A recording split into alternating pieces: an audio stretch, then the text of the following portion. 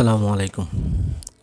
আত্মবিশ্বাস এমন একটা জিনিস যেটা আপনি কারো কাছ থেকে ধার নিতে পারবেন না। এটা ভিতর থেকে গড়ে তুলতে হয়, নিজের অভিজ্ঞতা, লড়াই ও ভুল শেখার পথ ধরে। আপনি যদি নিজেই মনে করেন আমি পারবো না, তাহলে দুনিয়ার কেউই বলবে না তুমি পারবে। আপনি যদি নিজেকে ছোট ভাবেন, তাহলে দুনিয়ার সুযোগ খুঁজে নেবে আপনাকে আরও ছোট করে দেখানোর।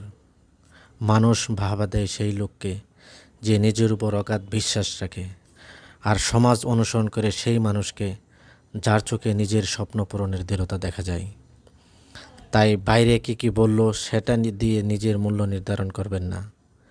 নিজের প্রতিটি ছোট সাফল্যকে গুরুত্ব দিন, নিজেকে সময় দিন, ভুল থেকে শেখার সাহস রাখুন, তাহলেই আসবে আত্মবিশ্বাস। ভালো পোশাক, সুন্দর প্রোফাইল পিক বা কয়েকটা প্রশংসা দিয়ে আপনি কনফিডেন্ট হতে পারবেন না। আত্মবিশ্বাস আসে তখনই যখন আপনি নিজের ভিতরেই একজন যোগ্য মানুষকে দেখতে শুরু করেন। তাই আজ থেকে প্রতিজ্ঞা করুন, নিজেকে ছোট ভাবা নয়, নিজের ভিতর শক্তিকে বিশ্বাস রাখুন।